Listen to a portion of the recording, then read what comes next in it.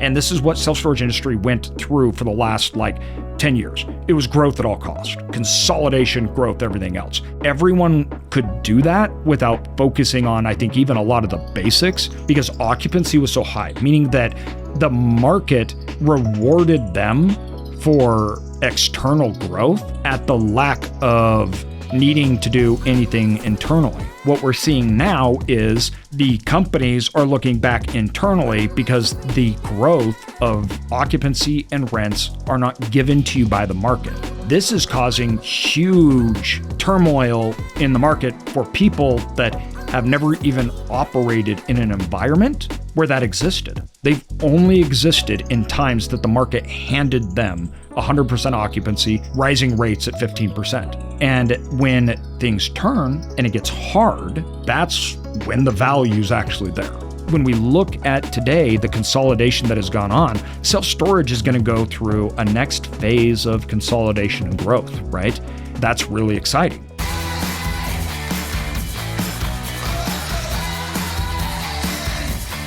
There's so many of you that are trying to understand yourself in the self-storage journey.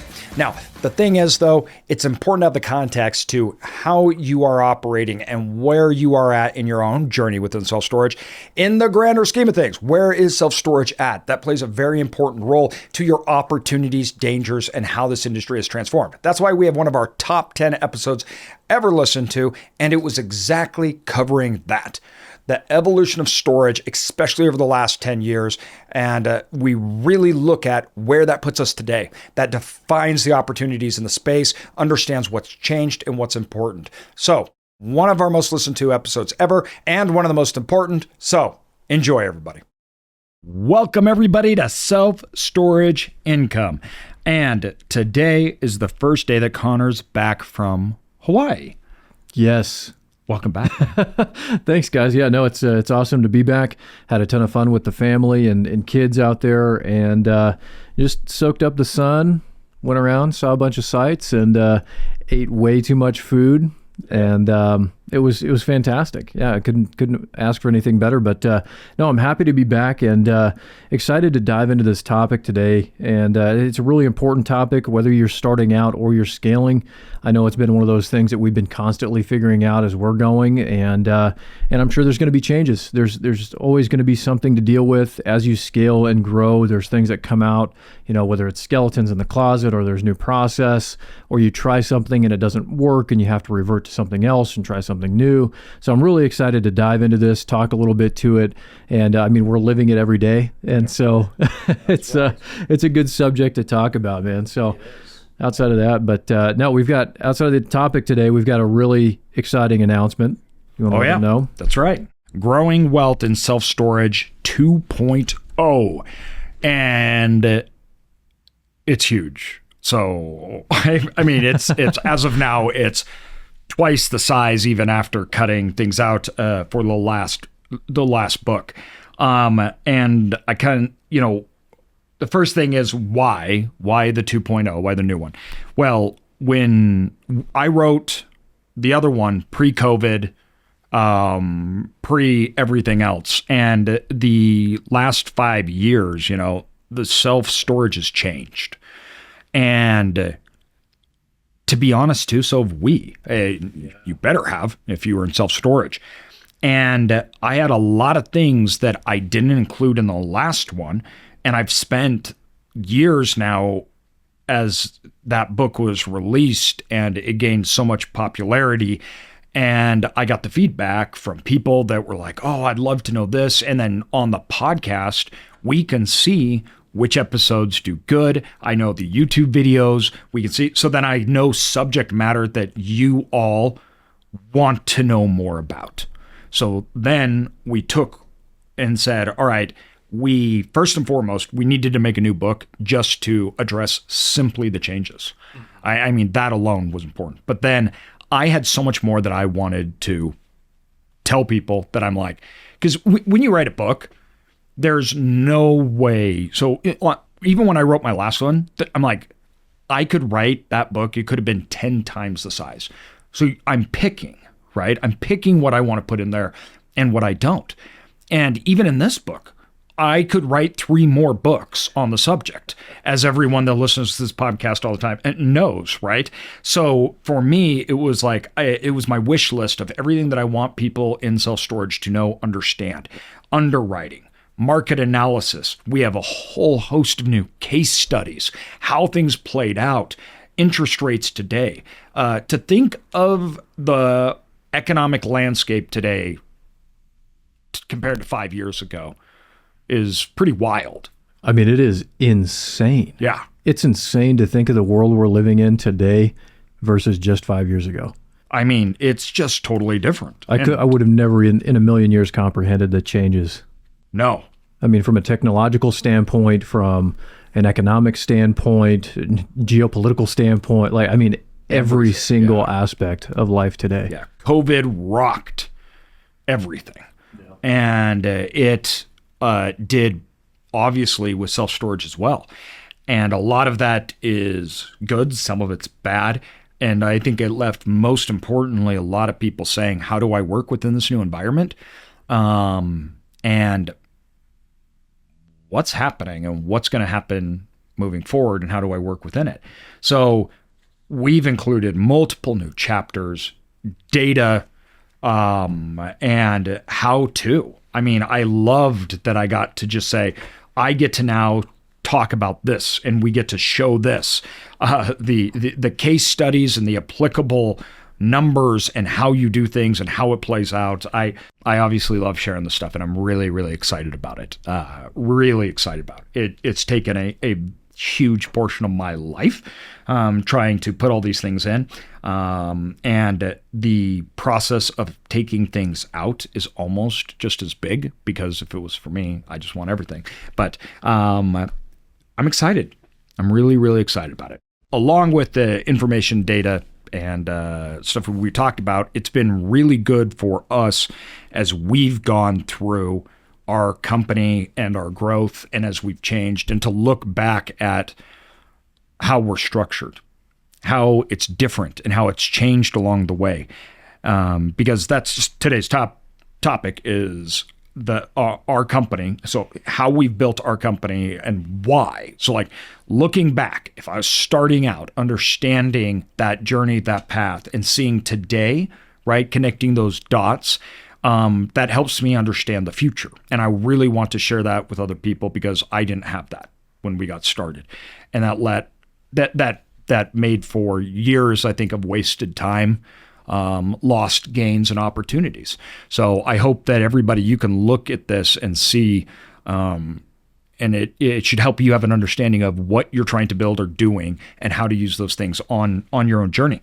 And we've changed a lot, and we always change a lot, and we will change a lot. And that's, I think, the most important thing that I try to get across to people is it's an evolution, although the premise never changes. And that can be hard to grasp, meaning that I tell people, we do the exact same thing. When we started out, our business model was so stupidly simple. So stupidly simple.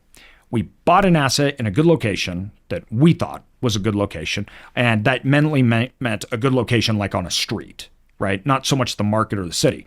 When we got started, we didn't look at per square feet per capita, because that didn't exist. That wasn't like a measurement we had.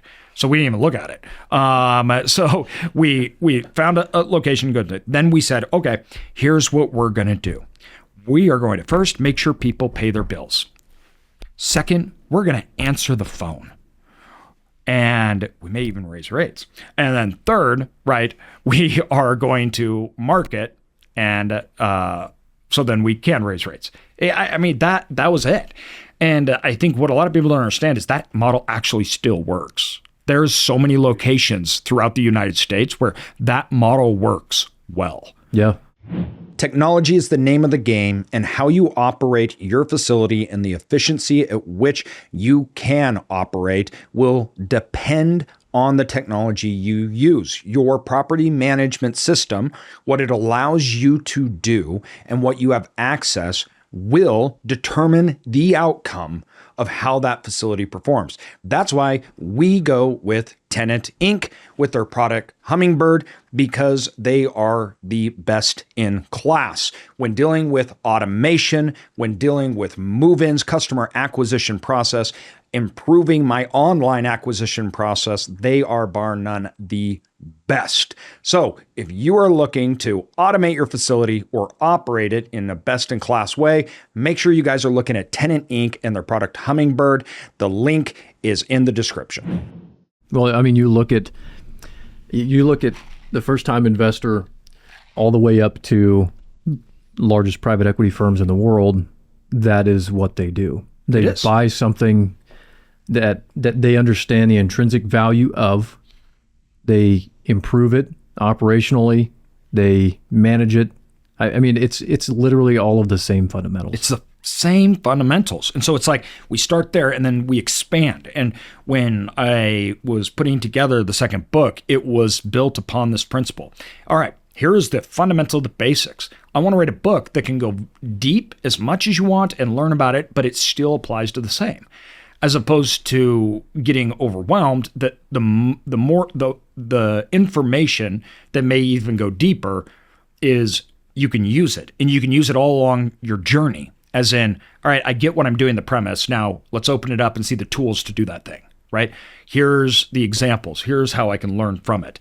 But it really comes down to those basics. Now, when we started, we essentially had a part-time employee that like answered the phone. We contracted out everything. And we had no managers on site. And then from there, we got our business partner, who's my brother-in-law, who came in and managed more of the financial stuff, everything else like that, because he was a CFO. It was like two people, right, as we were going. So we'd already had it. And then after we got a couple, it became two people. Now, taking that today, from one asset to this, now we have our, we call it our ecosystem of companies, which is broken up into three main groups, which we have the self-storage management, like the property management company, right? Rubber hits the road. That's where it's in everything we talk about, in all the amazing stuff, everybody. We talk about in-depth stuff, whether it's markets, whether it's, the private equity, everything else like that. Nothing matters more than that. It is just that is the heart. And that is frankly where the vast majority of all our employees, right? Everything is. So now then we have our other company, which is the more of the engine to bring things into that holdings company, which that is the Cedar Creek Capital. That's our private equity side. Now within that, and within the property management company, we have divisions, right? So once again, start simple, then it goes down. So if you took one company is to find, purchase deals. The other one company is to operate and manage ongoing those assets and those lifespan. Then we have our third company, which is Bitterroot, which is we call it our holdings company because it holds a lot of our assets things, but it is really the operating company of the business. So we hold our back end accounting, legal, right? All those things. Now, outside the three main groups, we have our sub companies. The sub companies go everything once again back to assist the original self-storage company. And the other two, Bitterroot and Cedar Creek, only exist to assist the original. So once again, back to the fundamentals, we're just going deeper. Then from there, we have an architecture firm. We have our feasibility consultant company. We have our debt brokerage company. We have tenant, we have store local, we have all of those things, right? We have our, I think architecture, I mentioned that, but the development company. Once again, all of those are just another layer deeper to support that original mission. It's everything we build off is simply off of core competencies, but at the end of the day, since we started, everything has come down to one simple mission, and that is to buy a storage facility and make it make more money. Just that's it. Yeah, That's number one. it. Nothing else. Yeah. No, find, syndicate, develop, manage, all of it. All of it. And it's all the same. And it's been amazing to see this transition from, back when I first started working with you guys, where there was just a few of us hanging out in an office and, we were wearing all these different hats and collaborating, every day on these different aspects of, all of those things we just mentioned. And the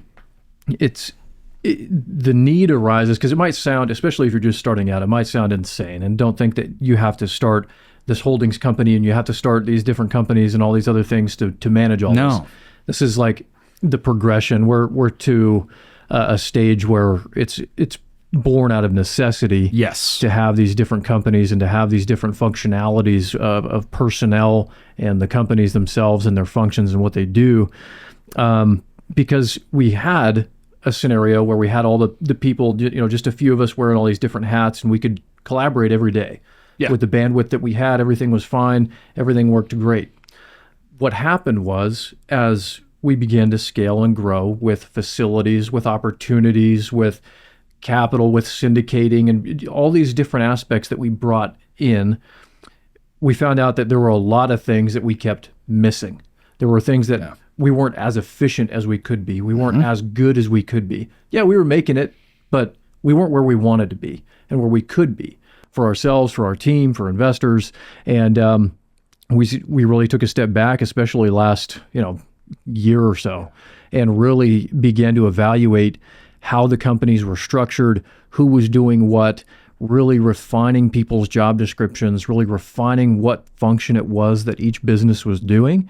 And I'm really confident now in the place that we've gotten, where AJ just really broke down how we've got our operations management company, we've got our back end company, managing all the accounting, legal, businesses, all that. Then we've got our private equity firm that's running all of our acquisitions, development, syndication, all of those things. So it's been amazing to see that progression and get to a place now where again, it's going to be this constant changing dynamic, but at least we've got these different companies built in a way that we can plug in and scale in a way that works. Yes. And we're not losing the original mission. And I think that, so, one of the things we're talking about here is just the normal growth cycle of a company. Okay.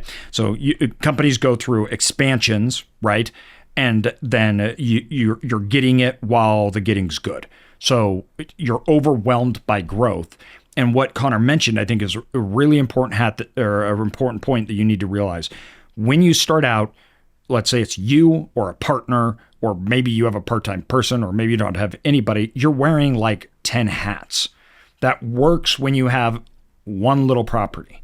Then you have 2 or 3. Now all of a sudden, 2 of the 10 hats that you're wearing are no longer hats you can wear because they are full-time jobs, and those hats now have 5 hats underneath them. So those become job positions. You take them off, you do it, right? And then as you go through, that just keeps happening. Those hats are not able for one person to wear multiple of them, and they have hats underneath them, so it has to happen. Then you go, now you have to learn how to, you have to hire, you have to train, right? And you have to be able to pass on the knowledge from you doing and wearing that hat to somebody else, and you don't want to lose ground while you're doing it. Now, the faster you grow, right, the more those hats start to become unbearable and crush. And at times, you don't even know it's even happening. Then the hats start to get grouped together in categories, and those become companies. And this is just a natural, normal, evolving point. But a lot of people, I think they get caught up with it, or it crushes them on two modes. The first being is, I don't know how to hand hats off, and nobody can do it as good as I can. And also there's the short-term loss of handing a hat off, both in functionality, but also to capital, Now you have to hire somebody that you're not getting paid for. So it's really important when you're looking at it, what does this allow me to do? So can I do more? Can we bring in? So you're planning for growth, and how you want to grow and what you are trying to grow will depend on what hats you hand off. So a first easy example of this was, even when we had Bitterroot, we started to hand off all the day-to-day operations because it was just impossible for us to do that and keep customers coming in and satisfied, because we were buying other facilities, and that took so much time and effort because there was only, 2 people that could do that, me and my dad. And so it was like we had to go through the paperwork. I had to find the deals, everything else. So don't have time for the day-to-day. That gets pushed off. Well, then all of a sudden it gets to a point where just finding the asset now and getting money for it is not only a full-time job, it's 10 jobs, right? Then that becomes the other company. Now, you have to grow when you're planning these things, right? You have to grow. But also, a lot of people, you can lose your way, right? And you start, naturally, things will get dropped. That is a natural occurrence that will just happen, right? So feedback loops become very important. Adjustments always have to be made because you are building out these new divisions. You need to optimize them. So the point should be is they should do better when you hand the hat off than when you had it. If not, that's a problem. That means you failed at handing the hat off. And so you look at this and say, all right, we've got one facility. I want to get 3. Now, what are the most important things that we have to do to get those 3, get those 4 or 5, right? Without losing the fundamentals or the original part of the business. And most people, I think, fall into 2 categories. They just grow at all costs, or they don't grow at all because they view that short-term sacrifice, or they don't understand, or it's just too hard. It's too hard to pass off the hat because I got to pay somebody else to do it. That comes out of my pocket. And so instead of looking at the $50,000 that they have to pay or instead of looking at the $150,000 that they would make from a new facility, they're looking at the $50,000 that they would have to pay somebody to do the thing that would let them get the $150,000. And this is a hard, messy process. And I think a lot of people think that it's like, oh, this is you just grew, or you ended up like this and it's because you guys knew, or you're great. That is not how growth works. And that's okay, right? And there will be periods of time where your focus goes. So the natural growth cycle is growth. And this is what the self-storage industry went through for the last 10 years. It was growth at all costs, consolidation, growth, everything else. Everyone could do that without focusing on, I think, even a lot of the basics, because occupancy was so high, meaning that the market rewarded them for external growth at the lack of needing to do anything internally. What we're seeing now is the companies are looking back internally because the growth of occupancy and rents are not given to you by the market. This is causing huge turmoil in the market for people that have never even operated in an environment where that existed. They've only existed in times that the market handed them 100% occupancy, rising rates at 15%. Are you a new self-storage investor and want to know what that facility is worth, what the risk is, how to underwrite it? Well, that's exactly what we do in a feasibility study. A feasibility study, we actually look at the market for you. We look at the finances, the underwriting, we show you where the upside is, the downside, and all the risk. That is actually what you can provide to banks to get capital and investors. It's a big worksheet which most banks actually require. So if you want to know what a storage facility is worth that you're looking at, come to us, follow the link in the show notes, and we will tell you. Now, I think one of the most fortunate things for us is we built our company with 80% occupancies in the market, and rents had been falling. So everything we did was obsessed with the individual asset and getting people in, optimizing revenue. We had to work so hard for our tenants. We spent endless time thinking about those individual operations, right? And that provides the spine and the backdrop for our company to say, fall back on and say, we're used to these kind of environments. It's like, nope, this is how it works. It's not unprecedented or anything else.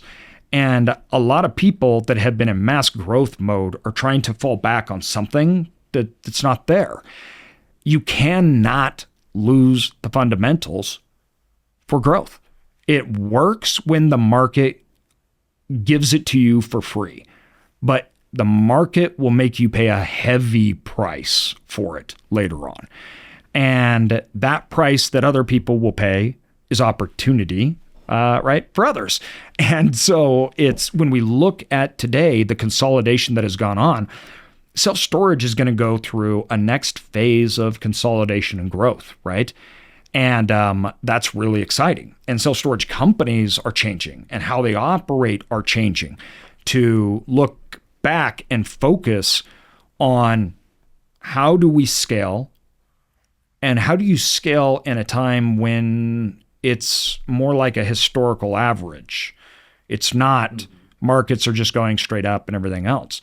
And I mean, the answer is, once again, the fundamentals and execution, and there's lots of things. But the companies need to be built correctly to sustain that. So I feel like we're very fortunate that our foundation was created off of that, because it can hold that and we can continue to grow. Whereas if you're growing and building a company and you're scaling and you're handing off hats and everything else, and you don't put emphasis on those basics, that can really, really hurt you when times aren't good. What made you guys in the beginning? Because obviously you started off this way. It wasn't like, we started Cedar Creek and it's like, oh, we really need to focus on these aspects and these metrics, like 80% occupancy. Like, you guys did that from the start. Yeah. Why? It was we had to. So the market, like, we had little small facilities prior to '08. After '08, we bought big facilities. And when we were out buying big facilities, they were 80% occupied in good markets with falling rates. And to be honest, we didn't even know if we didn't even know if that was the end of the falling of the occupancy. We didn't really even know. So our entire value prop was that we thought we could do a better job at the owner, and we could either maintain or increase that occupancy and those rates strictly through operations. It was never part of us that we thought the market would give it to us. Did you guys ever assume like any growth of Yes, the rates and things? Did you assume that in underwriting? And we not on our meaning this. We assumed it. We had no concept of time though. Yeah. So you bought it and you're like, we knew that, like, I used the example of the wave, the board, and the rider. So we knew that the wave was a adolescent that was becoming this great wave, and the economic forces behind it, we 100% believed in. We were all in, right? We knew the value of the timing, right? That we all knew and could understand. Then we were like, we got to build the best surfboard that can ride this wave, everything else. And then we looked at ourselves and said, we have to become the best surfer. But the timing in which that wave would crest, the timing in which that wave would rise and gain even more momentum, we didn't know.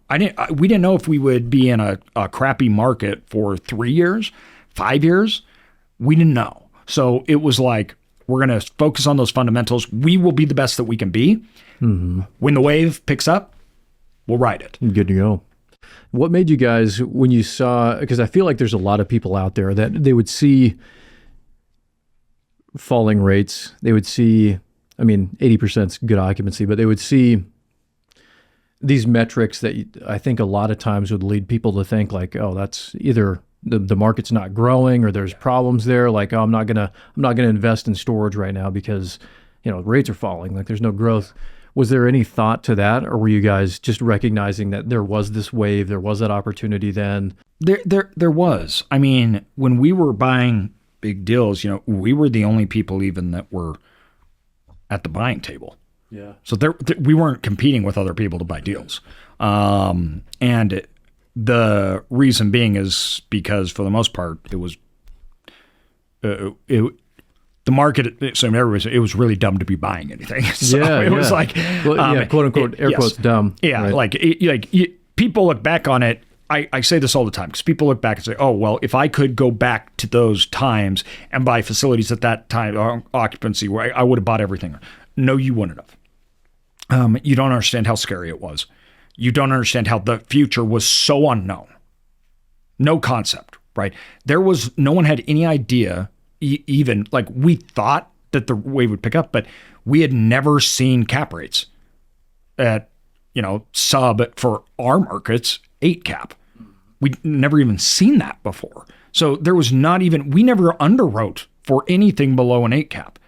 We were underwriting like a refinance or a sell at like a 9 cap or a 10 cap because we didn't see it. We didn't know. So it's not like it was just this given, oh, this is great value. No, that's just not how it looked or worked. And it's such a testament to just the age-old saying of like buying when there's blood in the streets, where and you see it over and over and over again, and it must be human behavior or something, because when everything's hot and everything's high, like everybody's getting in. And it's a sure thing. It's a sure thing. Yeah. Yeah. And then when things are getting bad, everybody's out. But it's like, it's inverse. Do the opposite. Do the opposite. Yes. And this is why I talk a lot about our rate runway. And when COVID happened in that storage and everything got really heated, I was looking at that rate runway and like everybody thought, oh, this is a sure thing, everything else. And we're going, for us, it was the opposite. We're like, no, the rate runway looks negative. So we completely changed which markets we were buying in, how we analyzed deals, and what we were looking at. Because the moving forward risk was so far greater because it had reached a capacity. So it was like, it's not going to get better than 100% occupied and rates going up at 15%. It's not like, will it continue? Yeah, it could continue. I don't know. But the risk analysis and profile dramatically changed. The problem is, though, that's when money is easy. Everything's easy then. It's easy to find sellers because sellers are getting paid so much. So they're willing to sell. It's easier to get bank loans and investors because everybody wants to be in on it. Everything's easy.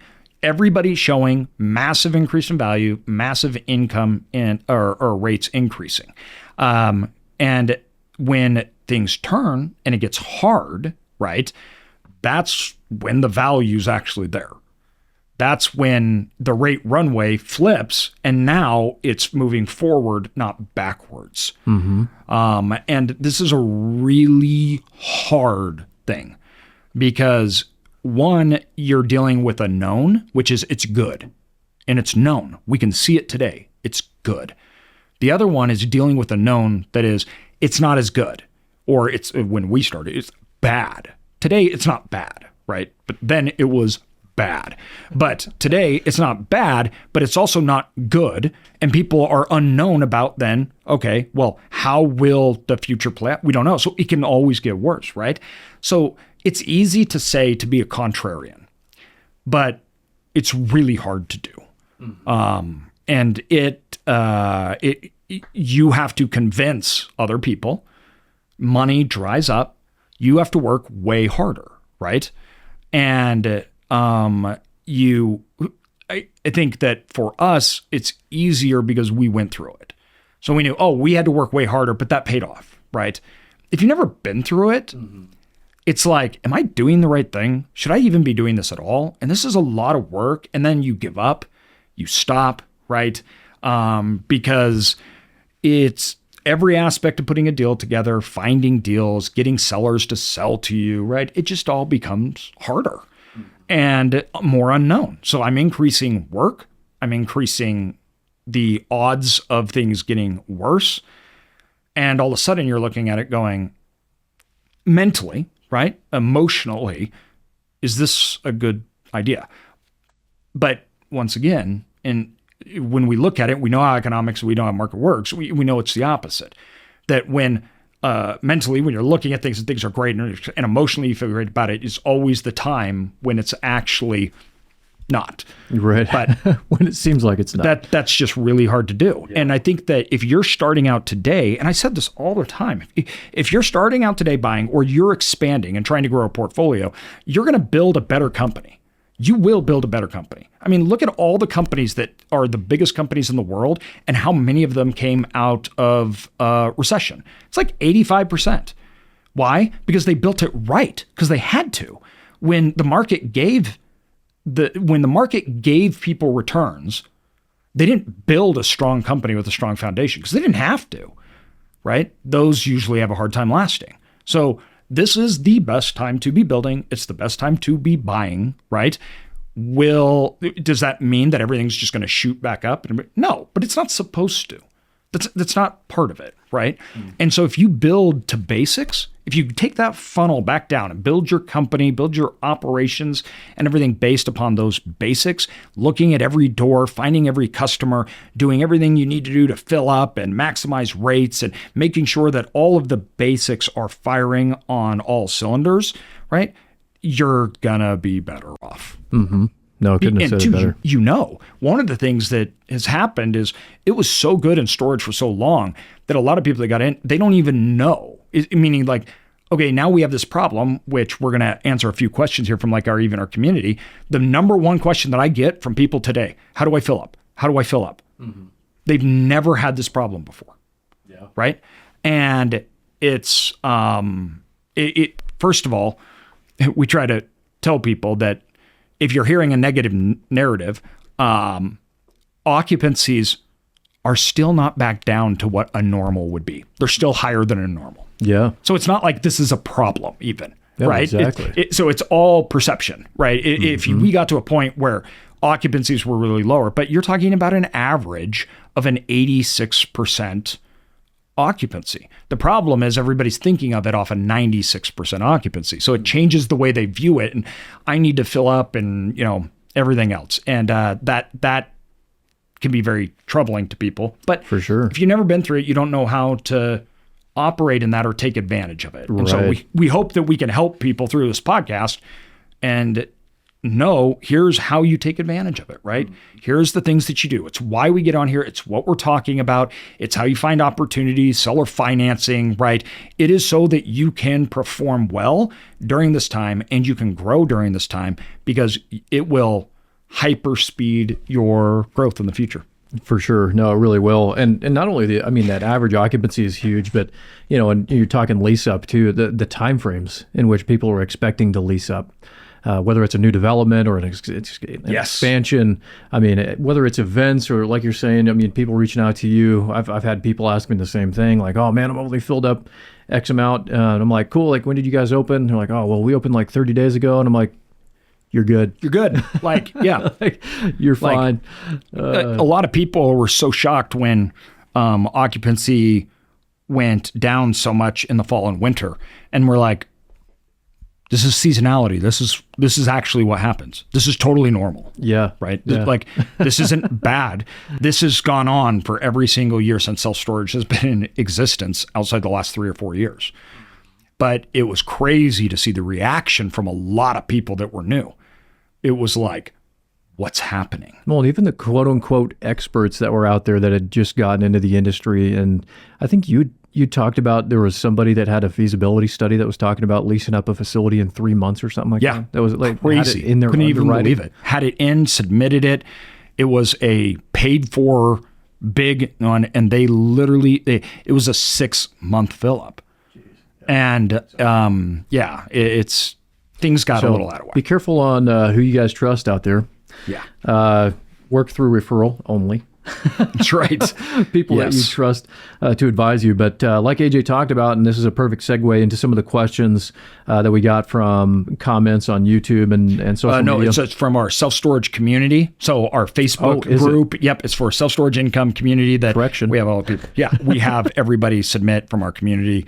And so we'll say who it is. And this is perfect. So we got Brad Beard up as number 1 here. He said, "I recently added on to a facility and would like to fill it up as soon as possible." It's a good goal.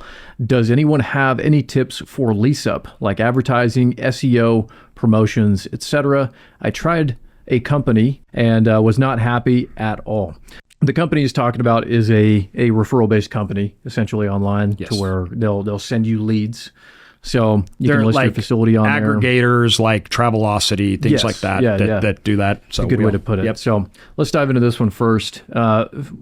Filling up, I mean, obviously SEO, advertising, super important. Get those out there. Reviews, super important.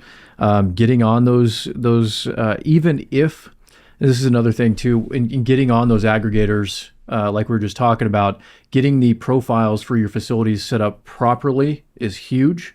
That's the photos, that's the pricing, that's the information, the addresses, phone numbers, all those different things, super, super important.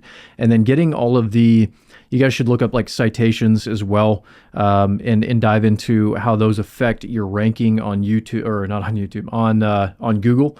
Whether that's in the pack where you're showing up on maps and different things, or that's the SEO factor on the back end, where essentially a lot of those citations is the link building and linking your website, even to different websites that aren't, like, people aren't actually going to, but that are building that SEO and that awareness that the crawlers on I keep wanting to say YouTube on Google use to rank your facility.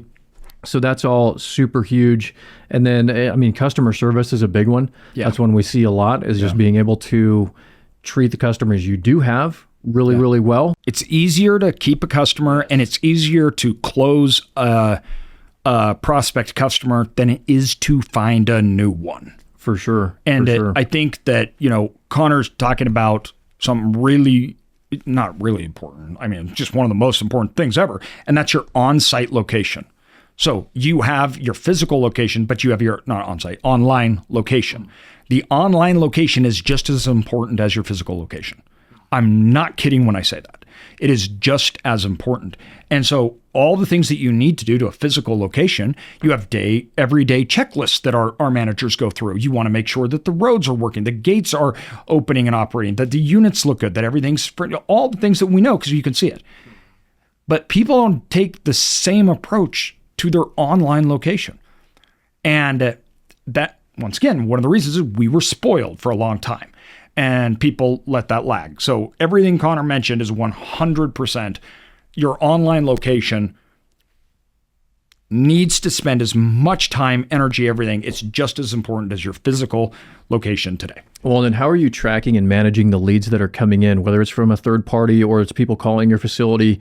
Are those people making reservations? Are they getting a call back immediately? Yes, immediately. Super important to be able to follow up on all leads, reservations, all of that stuff. I mean, as soon as humanly possible.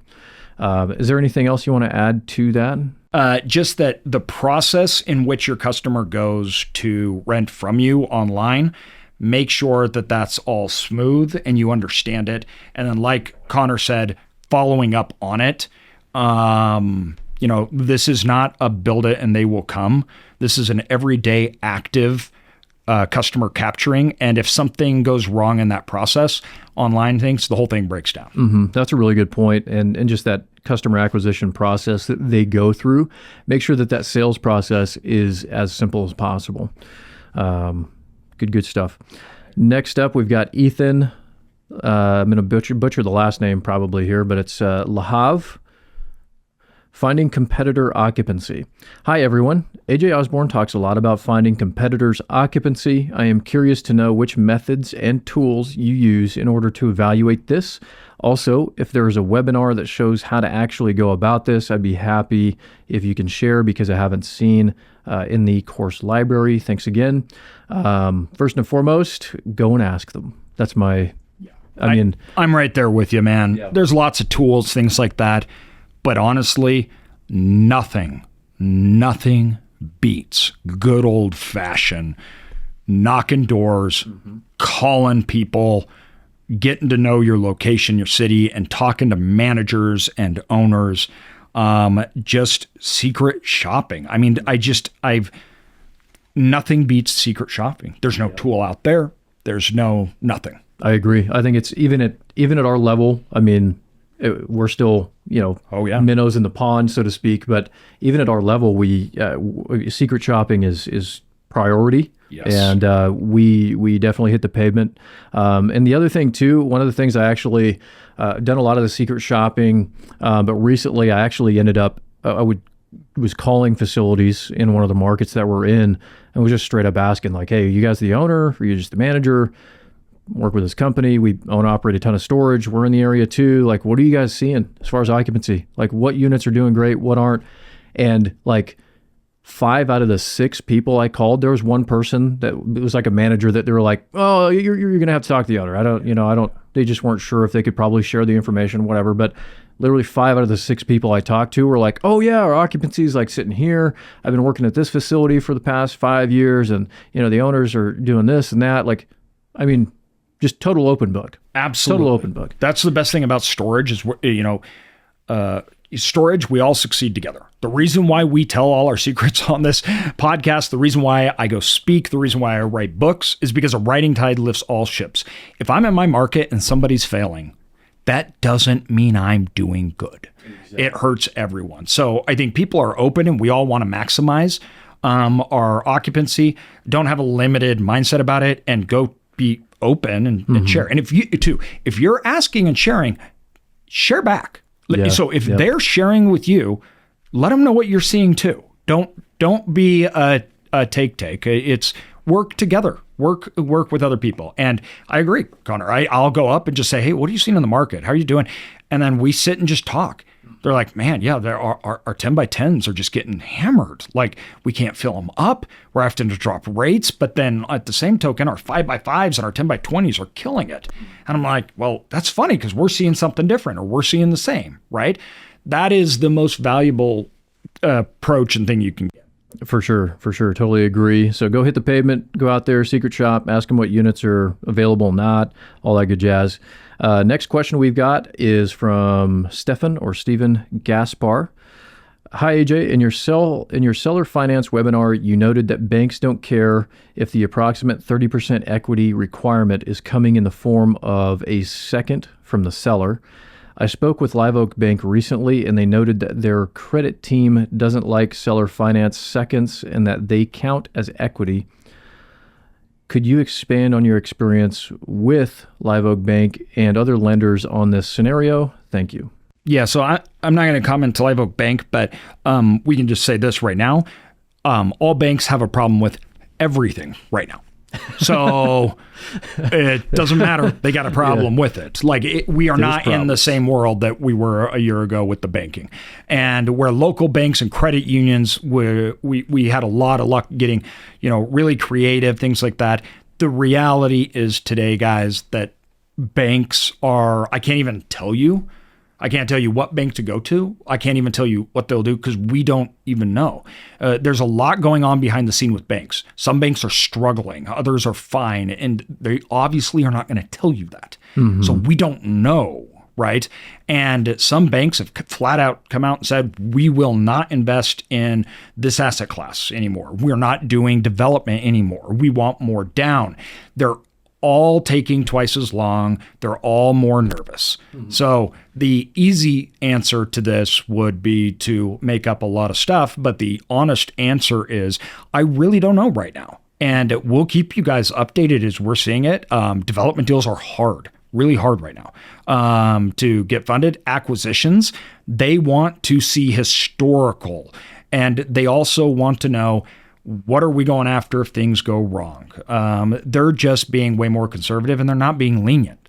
So there's a lot of things that we could have done over the last 6 years where right now in this window, this may change literally in 3 months, but right now in this window, that's the feedback that we're getting. It's they don't, anything that's not normal, right now, banks don't tend to like. Yeah. Well, and then too, kind of keeping in mind that all of these, especially, credit unions and things, and regional banks are very different depending on which bank you go to, which underwriters you're working with. I mean, they all have their different risk profiles and their different appetites for what they want to invest in and not invest in, and what they're leveraged in and not leveraged in. I mean, it really just depends on what bank you're going to.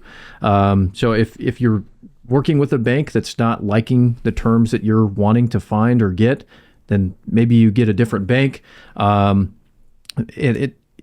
other thing too, I think that's important to understand is you're not always going to get the exact terms you want, especially starting out or ever. Yeah. I mean, you're going to have to give at some point on certain things. So I think that's kind of an important thing to remember there. So you might not have the exact ideal deal structure that you might want as far as, especially when it comes to seller financing and some of those different creative financing strategies. But just a side note there that there's some give and take there. Great questions from our community. Everybody else in there, make sure you ask questions. We'll get to them. Anybody else, join the group, join the community. We have over 300 members. We give tools, resources, webinars. So it's a great location. But hope this was helpful and excited to share more good news, you guys, that we've got coming up. We have some pretty amazing podcasts over the next 2 months coming up. Can't wait to share them with you. Sounds great. Thanks so much, everybody, for your support. We'll catch you next time.